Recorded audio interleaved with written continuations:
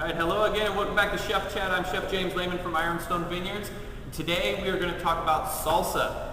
Lots of people like to make salsas. Everybody's got their own special recipe, and fortunately for me, I get a lot of those finished recipes, and they ask me, what is your salsa, or what kind of salsa do you make? Do you like my salsa? Truth is, unfortunately, most of the salsas that people make are not that great. So I'm going to throw some good tips your way and also give you a recipe to get you started. So we've got many ingredients that you can use for salsa. The first main ingredient that you're going to be using is tomatoes. Now a lot of people like to use fresh tomatoes. Believe it or not, I prefer canned tomatoes when it comes to salsa. Fresh tomatoes are good, but unless the tomatoes are really ripe, sweet, perfect tomatoes, you're not going to get the bang in your salsa that you will with canned tomatoes. And you don't want to go cheap when you buy your canned tomatoes for your salsa. You want to buy a good, solid brand that's expensive, maybe $2, $2.50 for a can of tomatoes. I know this sounds a lot, but it's going to make a big difference in the flavor of your salsa. So, canned tomatoes, really good. Then we, of course, have got lime juice, or you can use lemon juice. We've got scallions or green onions. You can use red onions. You can use yellow onions if you'd like.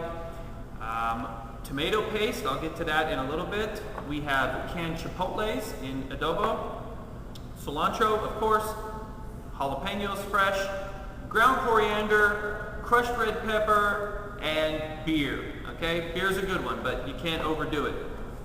So one of the first mistakes I think people make when they do salsa is they just kind of like chop up a bunch of stuff and throw it together. And then you've got this big chunky salsa with these big chunks of red onion in it, and you scoop it up on your tortilla chip, and you take a bite, and all you taste is this big chunk of onion that you just bit into because the person who made the salsa didn't chop them up nicely. What we're looking for is uniformity in the ingredients that you have in your salsa. You want to cut all your things pretty small, right? You want them maybe a 1/4 inch or smaller square. You don't want them any bigger than that, and you want everything the same size. So if you're going to cut up a jalapeno and you're going to cut up a red onion, you want your dice on these to be the same size. It looks nicer, it eats nicer, and it makes it better salsa. Beer, you don't want to get too crazy with the beer because then you're going to start getting that yeasty beer flavor in your salsa, and you don't want that to overpower any of the other ingredients in your salsa because you want this to be a background flavor. Tomato paste. Tomato paste is used to thicken up your salsa at the end. If you make your salsa and it looks a little runny, sometimes it gets a little runny, add a tablespoon or 2 of tomato paste. It will thicken that salsa up, and it will add a little depth of flavor that you won't get from regular tomatoes. So one more thing, regular jalapenos and chipotles, which are smoked jalapenos, you can use them, but I wouldn't use them together because these are probably going to overpower this unless you wanted to add just some fresh heat to it. Go ahead and use that.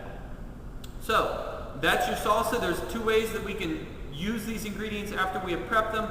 You can put them into a food processor like a Cuisinart and puree it, which I do. I think it's the best way to do it. It gets all your ingredients pureed uniformly. Or you can sit there and you can chop all your ingredients up to uniform sizes and mix them together. I think the food processor works really good. You can puree it for a couple seconds, or you can puree it for 30 seconds, depending on how thick and chunky or thin you want your salsa. So there is a recipe down there for you. It's a chipotle salsa. It's a little spicy. It has 3 of these chipotles in it. If you think that that's going to be too spicy for you, leave them out and you got a mild salsa. Or you can just add 1 and have a medium salsa. So happy salsa making to everybody, and until next time, thanks.